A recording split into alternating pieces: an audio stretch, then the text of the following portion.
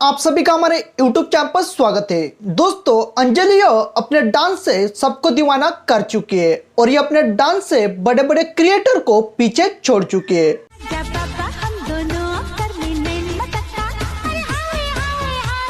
तो दोस्तों, आज की इस वीडियो में अंजलि के साथ में खुशी वर्मा के बारे में डिटेल्स में बात करने वाले हैं। वीडियो बहुत ही ज्यादा इंटरेस्टिंग होने वाली है, इसलिए वीडियो की एंड तक बने रहिए और चैनल पर नए हो तो हमारे चैनल को सब्सक्राइब जरूर करें। तो बिना गवाए वक्त हम वीडियो को स्टार्ट करते हैं।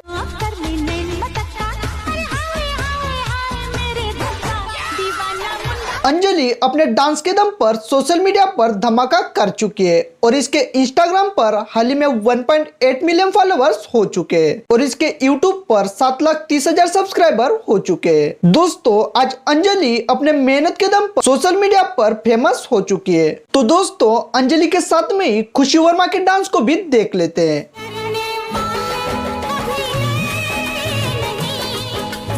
खुशी वर्मा भी अपने डांस का जलवा सोशल मीडिया पर दिखा चुकी है और इसने अपने डांस से लाखों लोगों को दीवाना कर दिया है। खुशी वर्मा के इंस्टाग्राम पर 1.1 मिलियन फॉलोअर्स हो चुके हैं और इसके यूट्यूब पर 5,70,000 फॉलोअर्स हो चुके हैं।